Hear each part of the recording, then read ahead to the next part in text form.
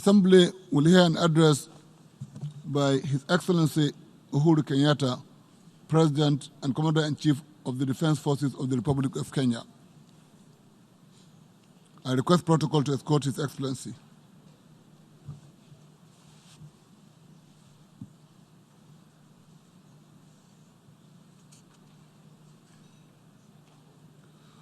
On behalf of the General Assembly, I have the honor to welcome to the United Nations His Excellency Uhuru Kenyatta, President and Commander-in-Chief of the Defense Forces of the Republic of Kenya, and to invite him to address the Assembly. Mr. President.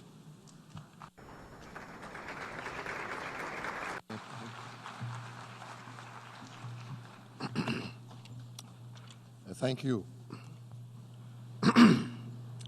The President of the 74th session of the UN General Assembly, Ambassador Tijani Mohamed Bande, Secretary General of the United Nations, Excellencies, distinguished delegates, ladies and gentlemen, I'm indeed delighted to participate in this 74th session of the United Nations General Assembly, and I take this opportunity to congratulate the President of this session, Professor Tijani, a son of Africa and of the Federal Republic of Nigeria. Professor Tijani, you can count on the full support from Kenya.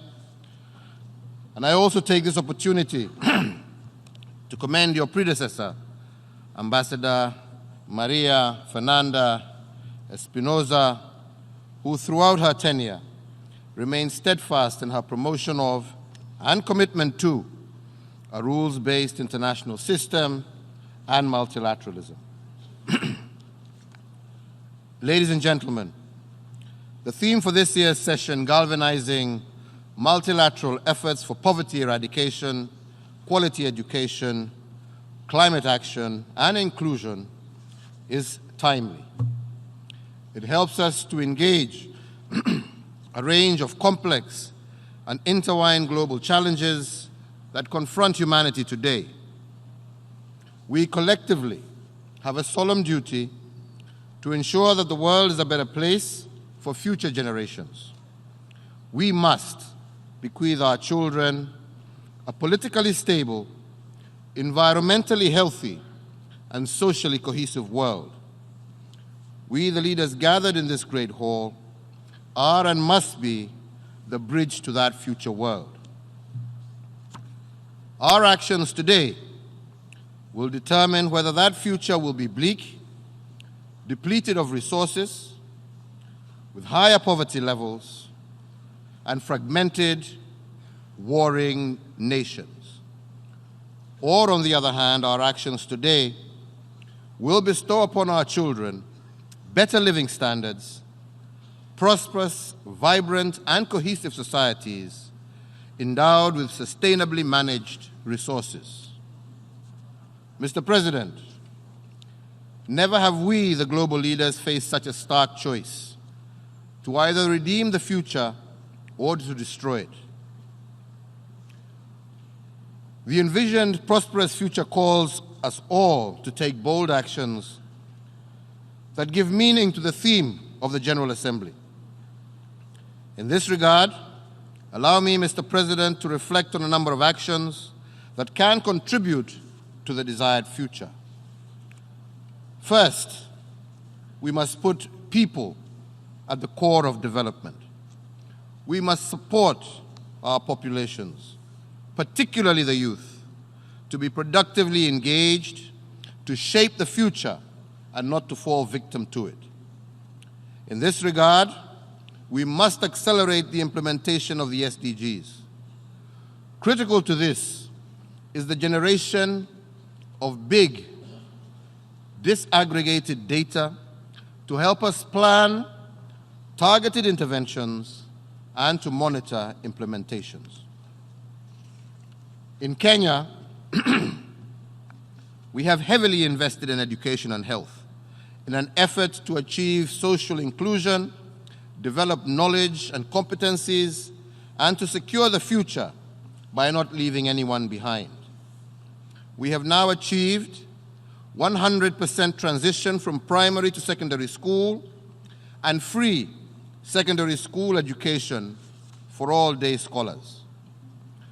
To enhance equal opportunity, we have also provided re-entry for girls who drop out of school after falling pregnant. We provide free sanitary towels to all school-going girls, and Kenya's children now enjoy an average of 10.7 years of schooling, the highest in our region. To drive our economy,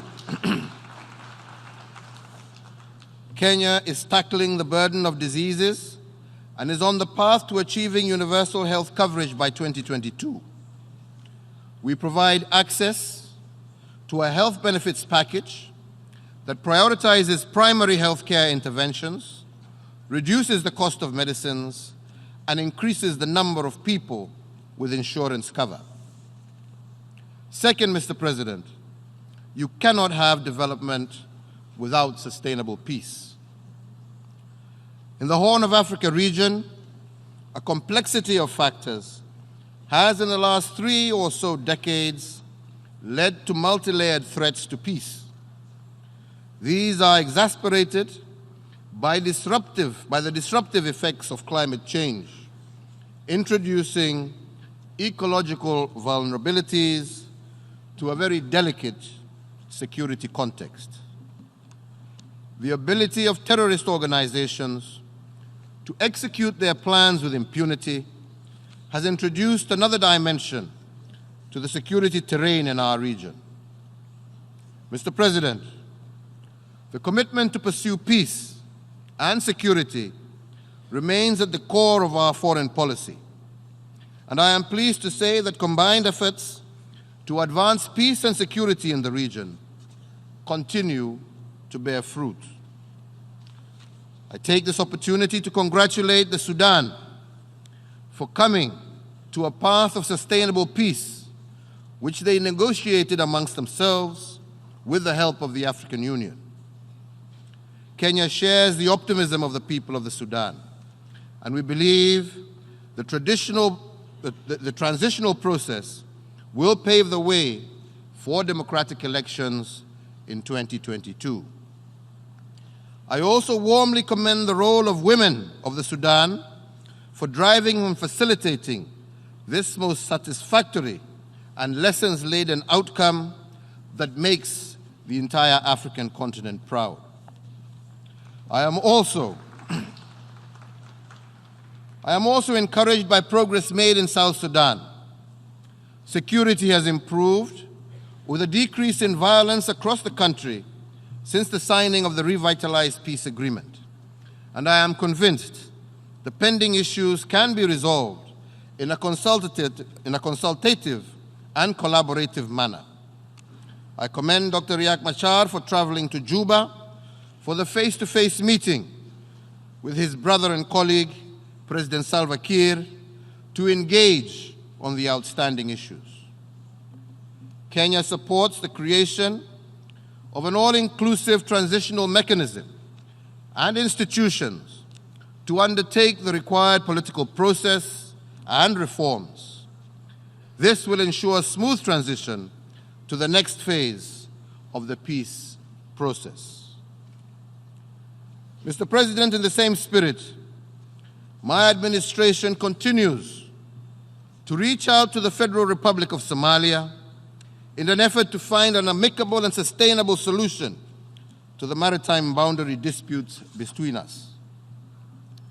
In this regard, I welcome the decision of the African Union Peace and Security Council of the 3rd September 2019 that urges both parties to engage. As we all know, the UN Charter privileges the use of negotiation as the most preferred mechanism for settlement of disputes.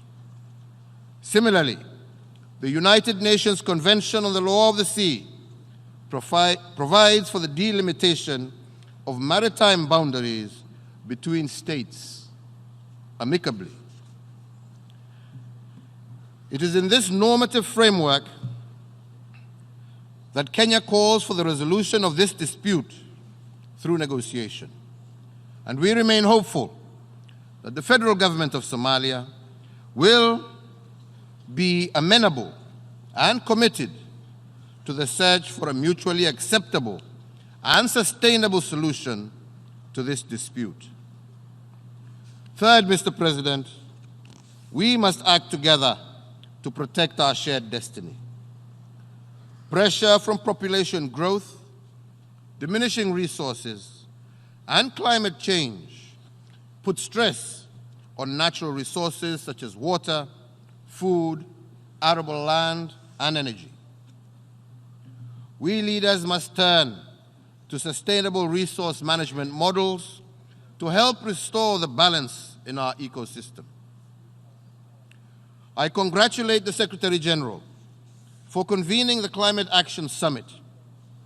We must implement and scale up affordable solutions that will help us leapfrog to sustainable and more resilient economies that reduces greenhouse emissions and push global warming below 1.5 degrees Celsius. Kenya and Turkey co-lead on the infrastructure, cities, and local action aspect of the summit, whose aim is to build better climate resilience initiatives for our urban poor. We urge countries to place the vulnerable urban poor communities at the center of their climate action plans. Mr. President, together with 13 other heads of state and government and the Special Envoy for the Ocean, Kenya is a member of the High-Level Panel for Sustainable Ocean Economy that seeks to develop and support solutions for ocean health and wealth in policy, governance, technology, and finance. Mr. President, in the Horn of Africa, we witness a confluence of climate change and conflict. Cyclic droughts, pressure, food supply cause competition over land, water, and other resources, and become a driver of conflicts. We welcome the Intergovernmental Panel on Climate Change, the Special Report on Global Warming of 1.5 degrees Celsius that points to the urgent actions needed to avert catastrophic global climate change. On its part, Kenya has embarked on programs for sustainable, proactive climate action. We have banned the use of single-use plastics and intensified our national tree planting campaigns in order to restore our water catchment areas. We target to increase our forest cover from the current 77% to 15% by 2022. We are focused on development of clean energy. Today, Kenya is among the top 10 global producers of geothermal electricity. Recently, we launched a 300-megawatt wind project, the single largest wind power project in Africa, and have several renewable energy generation projects in the pipeline. Mr. President, the fourth area that we need to secure a better future is financing for development. We need an estimated US $2.5 to $3 trillion annually to finance SDGs and climate action and target the critical needs of our global population. We need to introduce innovative financing models that reorients private capital, create new instruments and modalities that strengthen regulatory framework to de-risk investments. Recognizing the untapped potential to raise capital through issuance of bonds to ordinary citizens, the government of Kenya, in conjunction with private sector players, launched a mobile-centered government bond called M-Akiba in 2017, so that Kenyans can now with as little as $30 participate in the government securities market. We have provided financial facilitation through a revolutionary micro, small, and medium enterprise credit financing scheme, dubbed STAWI, which means prosper in Kiswahili, that enables small business enterprises to overcome constraints, including lack of collateral and perceived credit risk. The fifth area, Mr. President, is the use of technology to drive development. Digital revolution offers opportunities to accelerate the achievements of the SDG in multiple ways, including e-commerce, online jobs, improved service delivery, increasing transparency, improved targeting for social safety net programs, and expanding financial inclusion. Taking advantage of mobile phone financial services, we in Kenya have more than tripled financial inclusion from 26% in the year 2006 to 82% in 2019. In May 2019, we launched Kenya's Digital Economy Blueprint to develop a digitally empowered citizenry living in a digitally enabled society. We hope to champion the growth of an Africa-wide digital economy. Finally, Mr. Chairman, the agenda outlined requires not less partnerships, not less collaboration and international cooperation, but more partnerships, more collaboration, and more international cooperation. We therefore need to re-energize and reform the multilateral system in order to guarantee our common future. We must reaffirm the values of the UN Charter that embraces a common humanity, safeguards a rule-based international order, and underscores equality and respect of all humanity. I applaud the Secretary General for his continued reform efforts. Kenya is honored to host the United Nations offices in Nairobi, the only one in the Global South, and looks forward to facilitating the establishment and hosting of the regional United Nations Global Service Delivery Model Center. We also welcome the positive response by the UN General Assembly to the concerns raised by member states calling for better coordination on urbanization, human settlement, and environmental governance matters. In this regard, in March of 2019, Kenya was proud to host a successful fourth session of the United Nations Environmental Assembly, UNEA, and the third session of the One Planet Summit with France, also in March of this year. This, together with the first session of the United Nations Habitat Assembly in May of this year.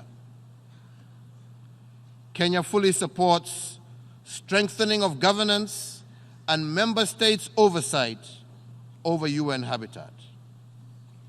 Mr. President, I want this opportunity to thank the African Union for the endorsement of Kenya's candidature to the Security Council for the year 2021-2022 and our pursuit for solutions to global challenges convinces us that we are well placed to contribute constructively in the Security Council. When the world had given up on our region, we in Kenya opened our doors to millions of people fleeing insecurity. To this day, we remain hosts to hundreds of thousands of refugees. Our investment in the Sudan negotiations led to the Comprehensive Peace Agreement in 2005, and we continue to support stabilization efforts in both Sudan and South Sudan. when the world had turned away from Somalia, we engaged and invested in the Eldoret and Bagavi peace processes that led to the formation and hosting of the transitional national government in Kenya, that ultimately led to the formation of the transitional federal government in Somalia. We have over the years contributed more than 40,000 peacekeepers and engaged in post-conflict reconstruction and development efforts across the world. We therefore hope that our experience, our competencies, and unrelenting search for peace and prosperity in our neighborhood, on our continent, and the wider world will persuade the entire UN membership to support the African Union candidate for the non-permanent seat of the United Nations Security Council during the elections slated for June of 2020. I request for the vote of each and every member of our United Nations family.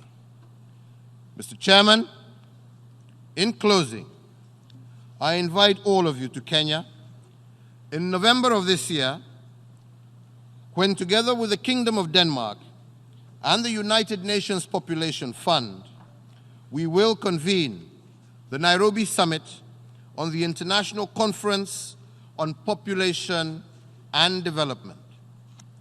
This is our opportunity to reaffirm the recognition of people's rights, choices, and well-being as the path to sustainable and integrated development. Our deliberations in Nairobi will undoubtedly further secure our future and shared destiny. I thank you, and God bless you all. Thank you.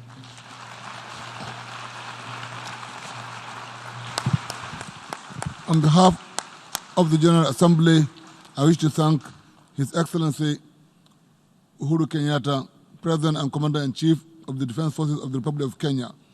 May I request the President to remain seated while we greet Mr. President.